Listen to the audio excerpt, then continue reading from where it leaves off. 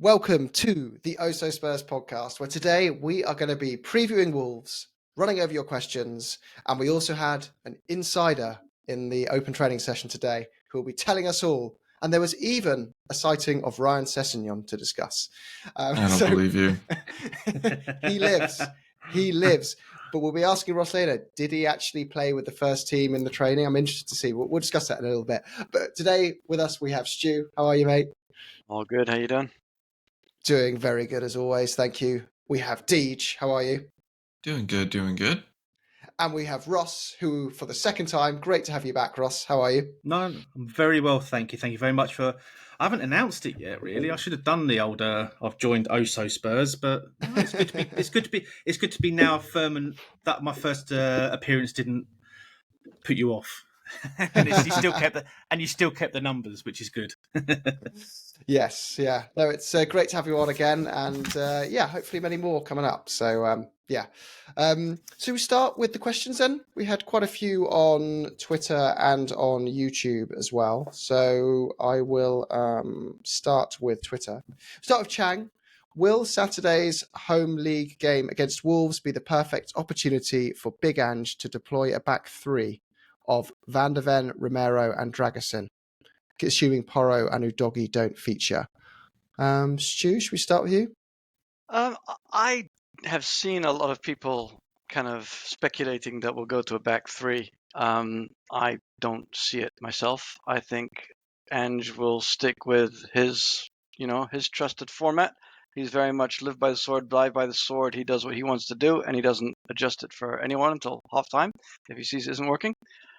So I don't think we'll go to three at the back. I think we'll stick with two at the back, and if we're missing fullbacks, then he'll just swap in the reserves. So Emerson and Davis step up, unless Ross has got news that Sessegnon's ready to step in and hit the flying form we've been waiting 5 years for.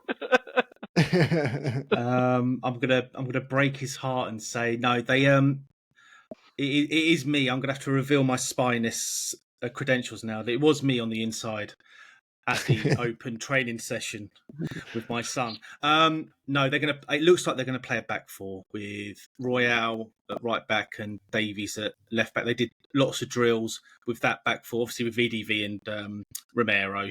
So Dragusin was on looking. He joined in now and again, but it looks like it's going to be a back four. So I wouldn't see anything. I can't imagine Ange would be the type that would just do that surprise, though, would he? I mean, I know he's lied about injuries, but who hasn't? We've all done it. So I think it's going to be a back four. Yeah. Do you agree, Deej? Yeah, I mean, I can see where the idea would come from if we were playing a team that we would need to be more not to speak negatively of Wolves or anything, but it's like if we were playing like a Man City or Liverpool, I can see how like a drastic shakeup to the structure could be something that we would want to then compensate by having a back three. But because we're playing against a team who one just lost their best attacker probably in Mateus Cunha, who seems to be out for the foreseeable future, and also just not a team that's like known for like having that like attack like a Liverpool or a City. I think that it's something that we can kind of withstand better. I'm not saying that it's going to be easy by any stretch of the imagination, but it's something that will be more prepped to deal with without having to resort to putting more men behind the ball, essentially, which is what switching to a back three would do. Yeah. So we agree it's very unlikely. But we will go on to the next question from Richard Poole, top div on X again or Twitter. We're the most intense pressers in the league, bar Everton, City and Brighton, who are close behind. Do you think that's why we looked poor against those teams? Do we struggle to deal with teams that press as much, if not more than us, essentially? I thought we actually did pretty well against Brighton, honestly, all things considered. The first game, I think a lot of our struggles can be attributed to I think we kind of forget that we played two fullbacks at center back for a good like half of the season that's gone on so far. I think that kind of makes a difference, believe it or not. Like, hot take here, but playing two fullbacks at center back is going to make your team a little bit worse. And that's also going to that one of the ways that's going to manifest itself is they're not used to playing out from a high press like a center back is, like, because like players like Romero and Van de Ven to a lesser extent, but still Van de Ven, like that's been their job basically their entire lives, is when they go up against a team that has a high press, they have to know how to like get out of that quickly, how to either find the ball forward or play it back to the keeper, find the player out wide or whatever, and make those decisions pretty quickly. And a fullback usually has a little bit more time on the ball, so I can imagine that was kind of something that I don't know, not necessarily they struggled with, but something as you're just going to have that extra little bit of time to process as a center back. Whereas that becomes second nature after doing it for like training in the system for as much time as like Van de Ven or Romero have. So, um, yeah, I think that obviously a high press is going to be difficult because we play such a high line to begin with, and like the whole point of a high press is to make other teams struggle. But I don't think that we struggled against high presses more than like the average team, if that makes sense. I think we're struggling more than we would because Bentancur's not fully fit, and he would be the man playing us out off the press and being press resistant. But he was caught twice, wasn't he? So in our last game, and I just feel it's only when Basuma and him are both not fit, we struggle against the press. But when they're fit, I think we'll be perfectly accommodated to handle it. I thought Madison also in the last couple of games got caught out a bit, but he's suffering the same thing as Bentancur, just being rusty. I think once everyone's fully fit again, as Deej said, I don't think we suffer any more than any other team. And in fact, I would suggest that with Bentancur and Bissouma, we probably are better than the average team against the press.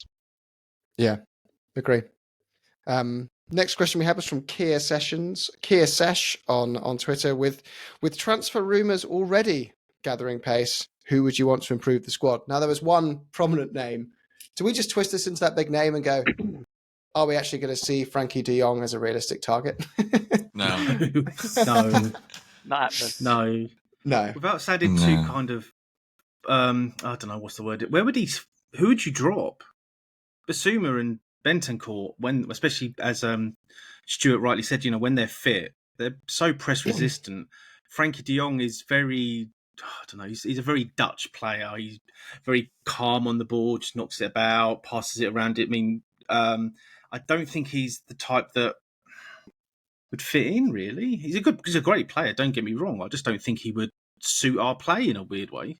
I never thought I'd say that, but we've got so many midfielders at the minute. We do need a replacement if Madison gets injured, that type of player. But apart from that, we're very well stocked. Yeah. So it was, Michael Bridge squashed it very, very quickly. I think Paul O'Keefe called it nonsense. So I think we can take from that it's not going to bear much fruit. No. We've also got the... God, sorry, Stu. I was going to say, what about the other big news today? I think we must be in for him, Mbappe. Oh, yeah. Well, now he's going to Arsenal. The go-kart track. Arsenal fans are convinced he's going to want to work for Arteta. But, they live in a funny world of delusion. I think we'd have to sell the stadium to finance him, wouldn't we? Yeah, for like a couple days. Then we'd have to release him on a free. Or there was some... Mbappe needs Arsenal, doesn't he? Yeah, exactly. Yeah. But on the note of the stadium, there were some crazy figures that we make an average of £70 per fan profit. Was it? Well, I don't know if it's profit or revenue per game. Revenue per game, which is insane. Thinking like I spend too much money at Spurs. I'll buy 4 pints and a sausage roll or something, and that comes to 35 quid roughly. But spend 70 every game. Like on average, that means there must be people in the club shop.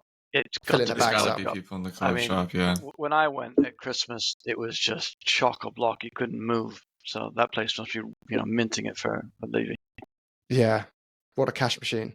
The only other transfers, we haven't been linked to names, but I think this whole wing-back injury situation has made us realise we need a versatile wing-back that has that attacking intent, unlike Royale and Davies, who are obviously more defensive. Yeah.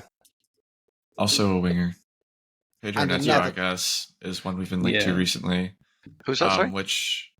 Pedro Neto from Pulse. Yeah. I think, I mean, that's obviously going to be, I mean, it was obvious that we were going to be linked to him as soon as it came out that Wolves were in FFP trouble, because that's like basically Levy's bat signal.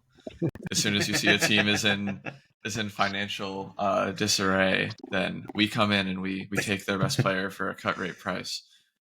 We know but who does it, really. Sorry, Deej, go on, carry on. Sorry. yeah, I was gonna say, I think I'm not sure how much that rumor is grounded in reality. Obviously, there's whisperings around the club from random people who are in the know or whatever that they like him, but I'm not sure how much stock I put in that. I think he's a good option. I'm a bit worried about his injury record, but especially for the amount of time, he wouldn't necessarily be a nailed on starter every week, so that might be good for like helping mitigate that, if that makes sense. So wouldn't be the worst option in the world by any stretch. Yeah, I think that was it though for rumours. Oh God, Stu. I was going to say, ultimately, it doesn't matter what people in the know or the club want, as Ange made it very, very clear. We're only bringing in players that he wants, so yeah, it all depends what he wants. We have the war of the ITKs going on, by the way, at the moment, because I'm going to judge by who gets. Well, it's not a war.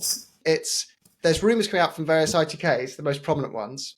One side have diagnosed Porro with the flu, and the other have diagnosed him with a muscle injury. So whoever is right on that, I'm going to trust going into the into the transfer market. I think Paul O'Keefe went for a muscle injury, and the others were going for the flu. So we'll see who are the bullshitters. But there you go.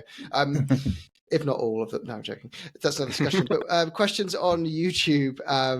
So from Peter Sopran, he says, looking at the remainder of the season with 14 rounds to go, what do you think will be Spurs' final points tally? I put my hands up for 11 wins and 2 draws versus City and Newcastle and only 1 loss against Liverpool, leaving us with 82 points. That would only leave us with 82 points. God, it's going to be a low point tally when we win the league this year, isn't it? But who wants to take that question first?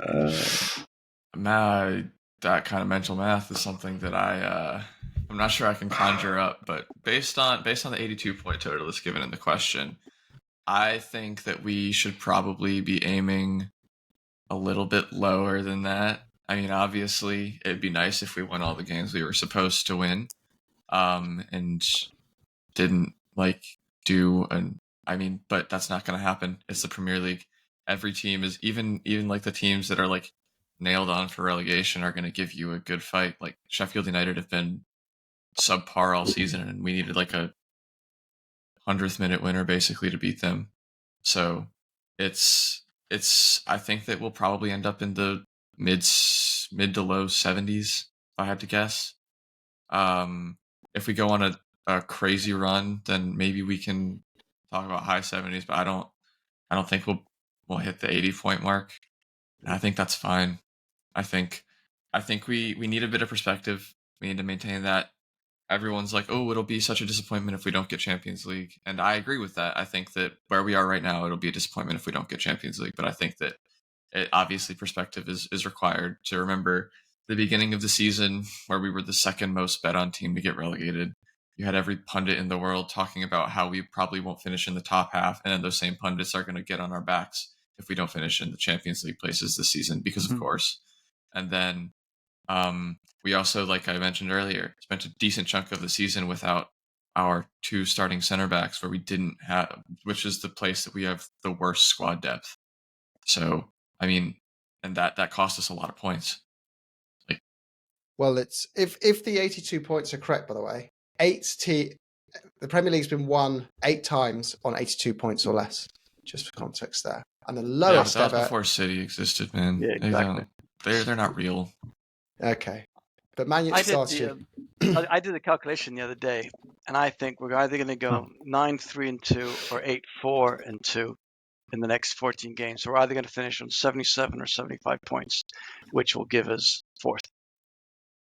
And that would be enough to win the Premier League in 1997 and level points with the winners in 1998. That was Arsenal as well. So it's doable. We'd probably beat them on goal difference. It's fine. Yeah. So if we win every game, then that leaves us with 89. points. Yeah, I did some quick math. Yeah. So that would Show be my just workings. about enough. Yeah. I think, so we're on 47, the maximum of 42 we can play for.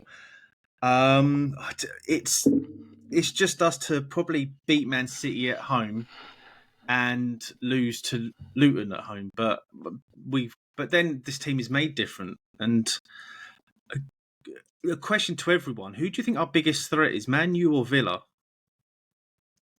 For fourth. It's definitely For fourth, Villa. yeah, sorry.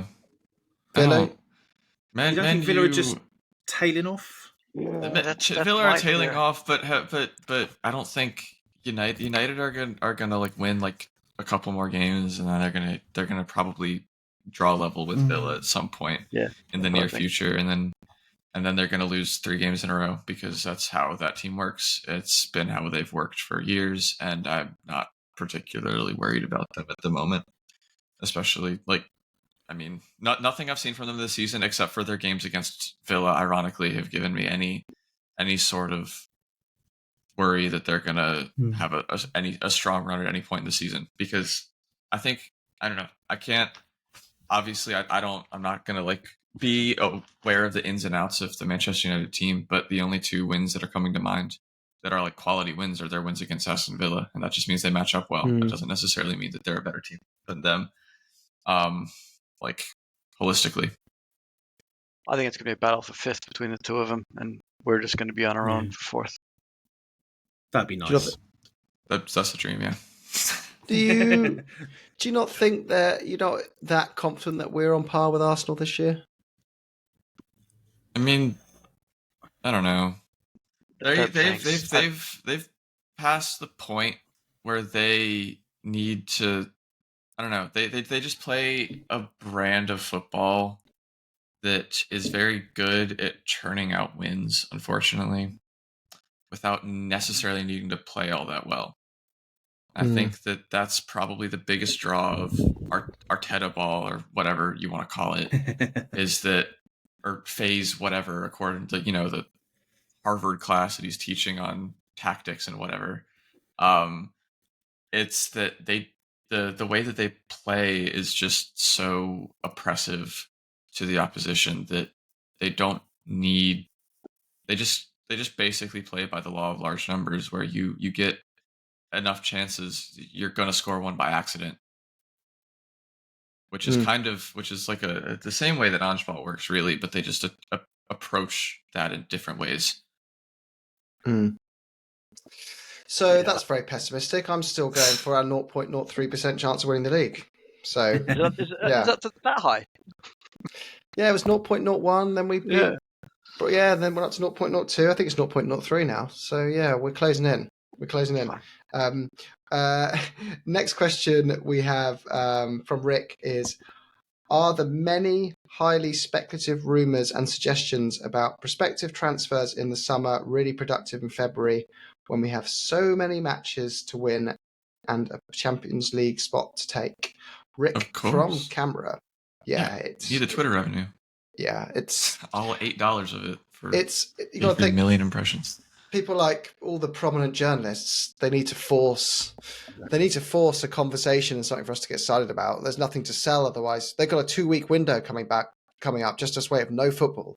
The only thing they'll be able to push is this club needs money, Tottenham has money, therefore Tottenham are going to buy their footballer. And it'll just be endless of that, and then someone, ITK, fueling it or discrediting it, and then a journalist coming out and saying nothing about this was ever true. So I think you just ignore all rumours until you get to the transfer window, like month, pretty much. It's just needless noise. And the players don't read that rubbish, I doubt. So, and I would suggest even when we hit the transfer month that we ignore the rumours, because most of the time it's crap anyway. Yeah. Only Fabrizio. If it doesn't come out of his mouth, it's not true. There was a time where I was beginning to become less sure of him, but I think that the Dragosin transfer brought me right back in, because he was on it from minute one. Yeah, he stuck with his guns. Yeah, he won that one. Yeah, he did. He's gone.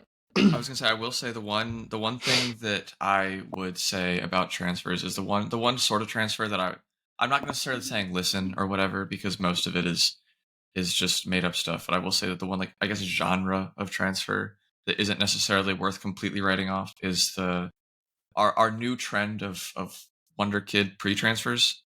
So like the Bergvall transfer, the Vuskovic transfer, and then this kid Boris Mamuza from Hertha Berlin.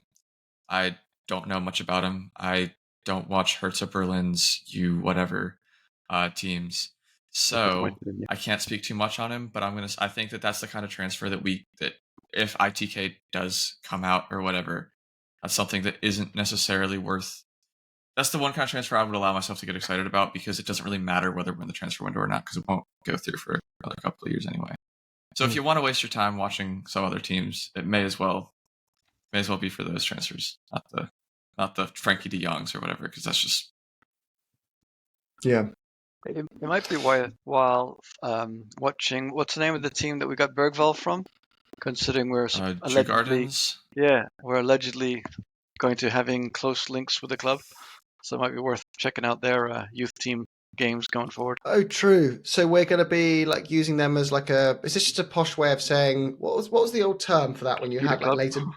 Yeah, Leighton Orient were like, take our youngsters, tell us if they're good or not, and give them back if they are. Agreement. Yeah. And hopefully you're so much below us in terms of quality that they'll always be a bonus to you to have on your side, and they'll only join you knowing that they can come back to Spurs. There's some weird kind of agreement like that, but a bit more official. But on that as well, what happened to our special relationship with Real Madrid? You know, the one that we got for the Gareth Bale transfer. I'm still waiting to see what we're going to get out of that one. We haven't had. Does that mean Modric might come back? Sergio Reguilon. Yeah. We got Bale. We got that one. We got that one, then we cancelled it. And the Bale. Tony Cruz might be going. Yeah. True. Tony Cruz is leaving at the end of the season, maybe. So we need a 33-year-old. I don't know.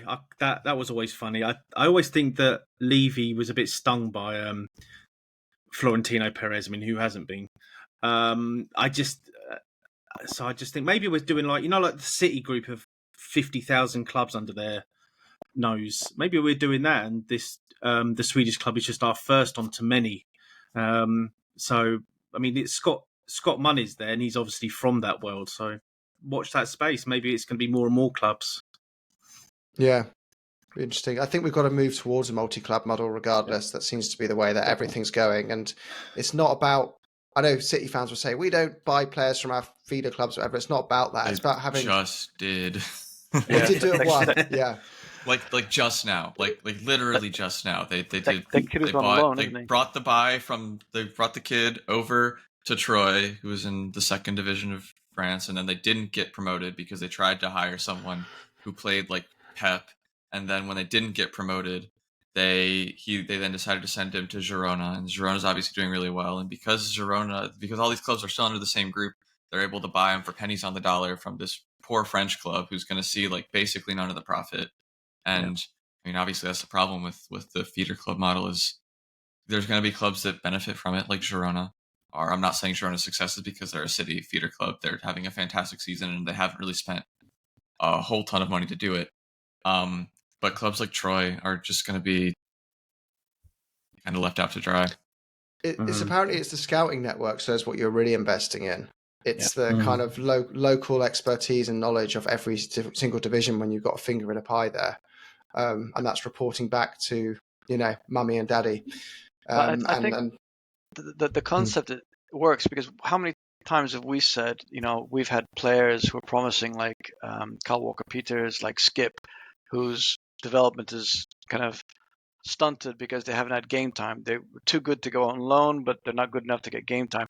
This is what City have done. They're buying young players, making sure they're getting game time at teams playing the same style abroad, and then moving up, as Deej said, from the French one to the Spanish one to the Premier League. So it's a clear pyramid of how they promote players and making sure that they're getting game time against men's football. I think that's something we definitely have to do to be able to compete. I still waiting and hoping that we buy a team in Holland for obvious reasons. I think with Oliver Skip's situation, we need him just for the homegrown status as well. Because I mean, if he left, I mean, I know we've got kids in the academy and all that, but I just get the feeling he's needed. He's a very good player, and I'm a big Skip fan, but I just get the feeling he's also handy to have that double edge of he's English.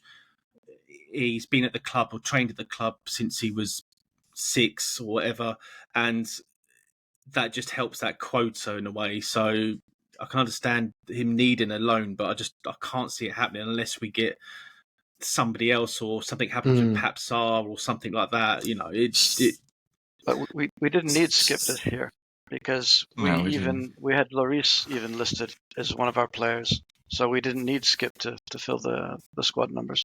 Yeah, because you don't necessarily need to fill up that squad number. You just can't if you don't have the quota of homegrown players, you just have to leave that space empty, which I think this season we could have done. In the future, yes, he'll definitely be handy. But then we talked about this a little bit on the last podcast. Go check it out if you're confused about how homegrown rules work. Just a quick plug. But think that like Pap Sarr is going to be homegrown, club trained next year, and then a bunch of our other youth prospects are going to be the same because of the way that homegrown rules work. You just have to be at the club for 3 years, including the year that you turn 21. It's not like a hard cutoff when you turn 21, which is why someone like Sarr is going to be able to be listed as homegrown next season. And then obviously under 21, you don't have to be registered at all. So yeah, we do need to move towards that model, most definitely. But there's the one drawback of we can't do it the same way City does because we don't have enough money to go and buy 10 football clubs. So we have to just form a partnership, which has slightly more limiting factors. We can't tell them how to play football. We can't tell them they have to promise to give certain players to us and all those other things. But and apparently City have no advantage at all. Their money has nothing to do with their success, just to be very clear, according to their fans. It is the success is down to Pep, and they would still have had Pep anyway because of their new club structure, which is so fantastic. And Robinho would still have signed on deadline day. It is completely irrelevant, but there you go. Should we go on to the Wolves preview next? So it's a massive game like that. These are the classics, the cheesy saying, the must-wins. But they really are these home games. We said that you have to win the 3 home games in a row we have coming up, which was the Brighton, Wolves, and it's Palace next, I believe, in 2 weeks after that. Palace will probably be with a new manager at that point, and I hope Roy Hodgson's all right. By the way, the news is that he's been fallen really, really unwell, and they've cancelled all their press conferences. So I hope that's nothing serious. But yeah, you don't like to play a team under a new manager bounce, that's for sure. So what are we thinking for this game? Any of you guys going in confident? Considering the wing-back situation, we might be starting of Royale and Davies at wing-back. I mean, it's the same thing as the center backs, right? You next man up. I mean, at the beginning of the season, you tell me that I'm probably going to go. I'd probably rather walk off a bridge than watch that game. But based on the way that the team has performed with like moving parts and whatever, obviously I'm not thrilled to not have Udogie and Poro, but I'm not as necessarily nervous as I would be. I think that having Emerson in will not necessarily mean a change of formation, but it will mean a change of how we attack down the right, which is why I think that Kulusevski is going to be even more integral than he already is, because he's going to become basically our only crossing threat from that side. I don't think things will change too much down the left, because while Davies is not as good as Udogie, I think he can recreate what Udogie does better than Emerson can recreate what Poro does, because we've all seen Emerson try to cross the ball, and he does other things better. I'll be nice. I love Emerson to death, but crossing isn't necessarily where he makes his money. So I think that it'll be really interesting to see how we choose to build up down the right. If we commit to having Emerson more central and then play a midfielder wider, more not necessarily permanently, but like more often, like when Sarr will go out to the right in the build up, if he'll like stay there while Emerson stays more central. I don't know. There'll be some really interesting changes that Ange will have to make because we don't have that crossing threat from Poro, but I'm not necessarily worried about it. Makes sense. I'm a little worried. I've got to be honest. We've lost 3 of the last 4 games against Wolves.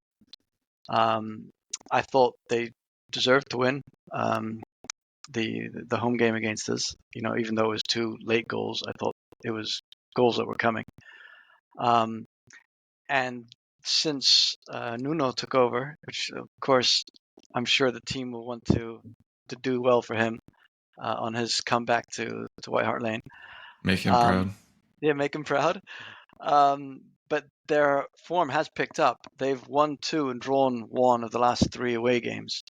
So they seem to be a bit of a bogey team, seem to be a bit of a team that is doing well on the road. He's got them playing a little bit better, more organized.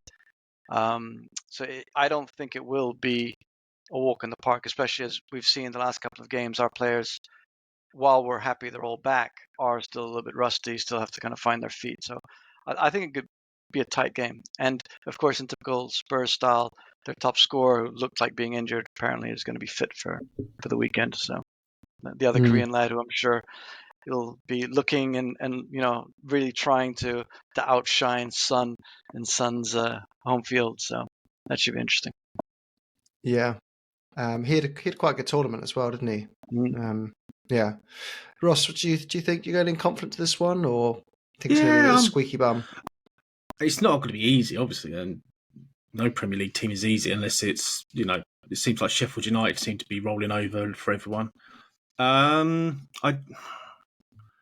think with Porro and Udogie out, you've got 2 more defensively capable fullbacks in Davies and Royale. So I'm wondering if that might squeeze one of the centre backs forward a bit more.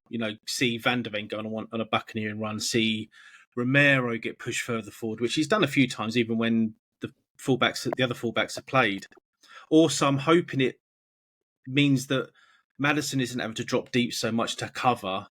And the attacking players are just a bit more comfortable pushing even further forward, which sounds crazy for an Ange team. But it might have the opposite effect. I mean, we don't want to be losing our best players. Nobody does. But it's better we got these 2 in than what was happening last season, where we would have had Perisic coming at left back and we would have been absolutely ruined. So I think we're going to be fine. I mean, the players that are back, they've had another week of training. When we look at players like Maddison, Bentancur, Basuma, Son, they're back again. They come back really quickly, bless them. They obviously love playing for the club. I worry they've come back too soon, especially in Bentancur. In Bentancur's case. So I'm confident. I can see us winning 2-1, 3-1. Yeah, there was comments, wasn't there, that on that note from Ali God, I think, saying that Bentancur was told it'd be 6 months or something until he's fully fit by the medical team. So it's just the nature of the injury. But I'm not sure. I just can't see 3 goals in our team being a regular thing as at the moment. And we discussed it to a red in the face, right? Blue in the face, right? It's just the wide players are good players, but they're not effective goal scorers. And then you're just always looking at Richarlison and Maddison and being like, please, like you're the only regular contributor to goals in this team. So I can see us scoring 2. It's just, I think, a matter of if we can limit them to 1 for me. Yeah. But should we go for some score predictions then? Because I've got to jump to another call in 5. But Stu, we'll start with you. Yeah, I was thinking about it because apparently the last time we failed to score, so we've scored 36 games in a row. The last time we failed to score was against Wolves. That said, I think, as you said, it's going to be squeaky bum time in the sense that we won't be scoring 3 goals, and we do tend to concede. So I am going to go with a standard 2-1, 1-0 up, 1-1, and this time again I'm going for the Madison winner, and it's going to be Son to score the first. Nice. What about you, Russ? What are you predicting? I am going bold. I'm going 3-1. I think we either do what we normally do and go race into a 1-0 lead. I think Sonny being back adds that 3rd goal that you're missing. And Son to get 1, Richie to get 2, and they score probably when it's 2-1. and then we ease it up. Deej, what do you think score-wise? I think that we will be wanting to, not to use a cliche or anything, but we'll kind of want to get them back for, well, regardless of whether or not you think that the result was deserved or not. I mean, as a player, you're up for 90 minutes and you concede 2 in stoppage time. You feel like you deserve to win. So they'll probably want a get back, I guess. So I think that we will probably end up beating them. I think 3-1 sounds good. I don't trust us in terms of clean sheets. I do think them losing Cunha is a huge blow for them, and I will be interested to see how they deal with that. But I think that they'll probably get a goal, probably through Huang, because, like you said, he's been in great form, both in the Prem and in the Asian Cup. But I think that we'll get a goal from Son. I think Son will have his first goal back. I think Madison will probably get a goal. I'll just go with the Suns. I go with Son, Madison, and Richarlison. Nice. Johnny says, who's obviously not with us today, but my Wolves prediction is 3-0 Spurs. Werner, Kuti, and a Madison doubleheader. He's still clinging on to that doubleheader. It's coming. It's coming. And then Sai says 4-1. So Sai isn't here because he's out drinking, and you can tell by his prediction, but he says 1-0 down, then we're going to batter them with 4. 2 from Sonny and 2 from Richie. I'll go for 2-1 Spurs, 1 from Sonny, 1 from Richie. I always say we go 1-0 down and then we come out the blocks and another injury time winner, of which I'll be on the high road for. What do you expect the lineup to be? It's got to be Son on the left, Richie up front, Kulusevski on the right, Madison behind, Bissouma maybe. I was waiting. Yes, it's going to be. I think it's going to be Bissouma and Sarr. I think that I Bentancur. agree. That's what I'm hoping for. I think I wouldn't be surprised if it's Bissouma, Bentancur, honestly. But I think Sarr probably has done enough throughout the season to maintain his starting spot, and I think that Bissouma plays that 6, regardless of who you think is a more talented player. I think Bissouma plays that role right now better than Bentancur plays that role. Yeah, I agree. He's a better fit for it. And then we can ease Bentancur back in and bring him on at 70 minutes when the game's looking a bit more short up or whatever. But cool. So do something crazy, put Bentancur right back or something. He'd probably do it really well. Saying that though, Porro, if he is just ill, it's only Thursday. You know, he might be playing for all we know. And then I have a feeling at least one of the 2 wingbacks will play. I think we're just looking for something to get worried about because we've got a couple days before the game. But yeah, I don't know. We'll see at the end of the presser tomorrow. We've I've sent Porro some Lemsip anyway, so it's going to be fine. It'll be fine. Hopefully that fixes his muscle strain. If you believe. Oh well, we'll see find out. But Ange clearly isn't taking his Lemsip. I sent him either, but well, that's another one. But that cough is getting worse, isn't it? It worries me. Yeah. Maybe he's just getting really, really nervous. I don't know. But here we'll find out. But anyway, we need to finish there. But up the Spurs, roll on Wolves, and we'll be back on probably on Monday to debrief on the game, or Sunday. We'll see. All right, up the Spurs. All right, Spurs.